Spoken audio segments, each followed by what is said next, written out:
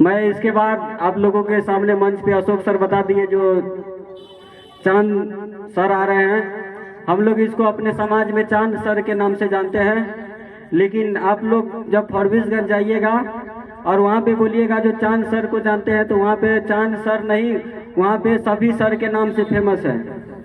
और यहाँ से अपना पिठौरा पंचायत से जाके एक छोटे से इलाके से जाके फॉरबिसगंज में इतना सफल कोचिंग चला रहे हैं जो इसके पास जो हर साल लगभग 200-250 बच्चे मैट्रिक का एग्जाम देते हैं और उसमें से 150 लगभग 100 स्टूडेंट फर्स्ट डिवीजन से पास करते हैं। 50 स्टूडेंट का ऐसा रिजल्ट आता है जो 400 प्लस रहता है।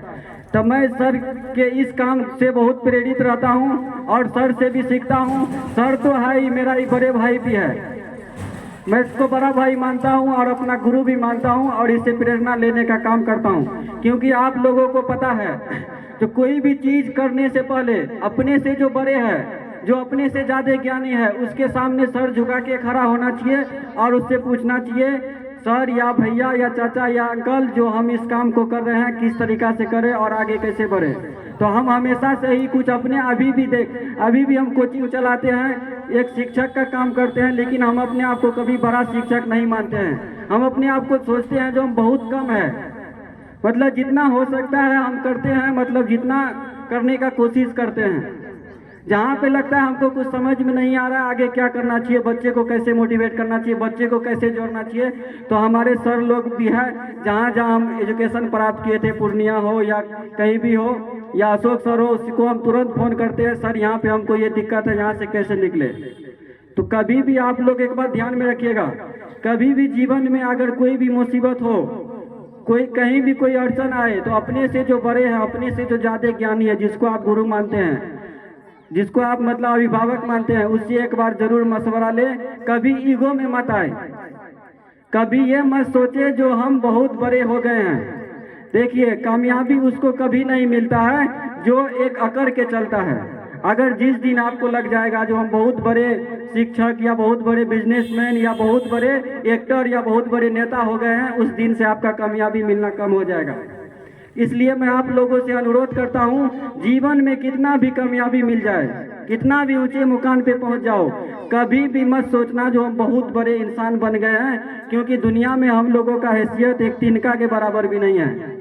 अगर इस ब्रह्मांड का हम बात करेंगे, इस यूनिवर्स का बात करेंगे, वहाँ पे जब अपने आप को देखने का कोशिश करेंगे तो हम लोगों का औकात एक धूल के कण के बराबर नहीं है। इसलिए मैं आप लोगों से आग्रह करता हूँ जो कभी किसी के प्रति दिल में द्वेष मत रखे। आपको जितना हो सके, जहाँ तक संभव हो सके, अपने काम को पूरा करें। कभी भी किसी को नीचे गिराने का कोशिश मत करें। अगर आप किसी के कामयाबी पे मुस्कुराइएगा, या मुस्लिम धर्म में होता है माशा अल्लाह बोलिएगा, तो आप लोगों को भी ऊपर वाला कामयाबी देगा। अगर किसी के कामयाबी देख के आपके चेहरा पे पानी आ जाता है, आपका दिमाग खराब हो जाता है, तो आप एक मतलब घटिया किस्म का व्यक्ति है, आपको कभी कामयाबी नहीं मिलेगा। ऊपर से नहीं, ऐसा नहीं है जो हम ऊपर से बहुत अच्छा बनने का कोशिश कर रहे हैं, अंदर से किसी के प्रति द्वेष लेके आए हैं। जैसा भी रहो, अंदर बाहर सब एक ही रहो।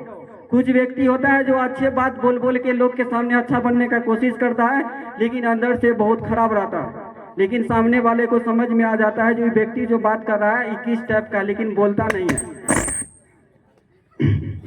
इसीलिए आप लोगों को मैं अनुरोध करता हूं जो आप लोग अच्छे संस्कार का व्यक्ति बने। और मैं रिजल्ट के विषय में एक बात करना चाहता हूं, जो student 400 plus school top, Bihar top करके सफल हुए हैं, उसको मैं बहुत धन्यवाद व्यक्त करता हूं।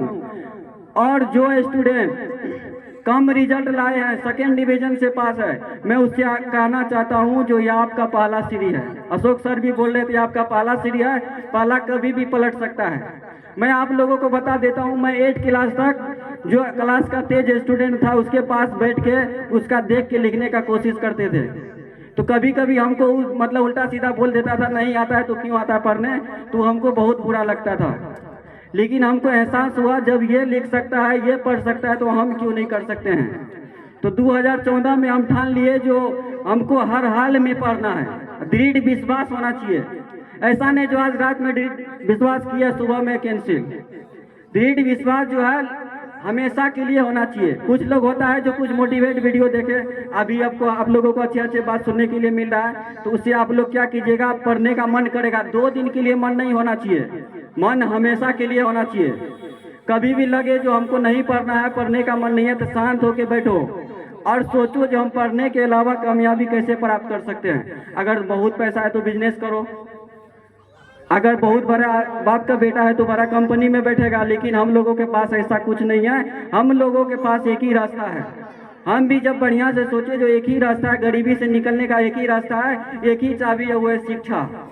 जब तक शिक्षा प्राप्त नहीं करेंगे तब तक हम गरीबी के दलदल से कभी बाहर नहीं निकल सकते हैं। तब तक हम लोगों को कभी अनुभव प्राप्त नहीं हो सकता है। आप लोगों को पता है, गरीब को हर हाल में हर जगह पे दबाया जाता है, उसको नीचा गिराया जाता है।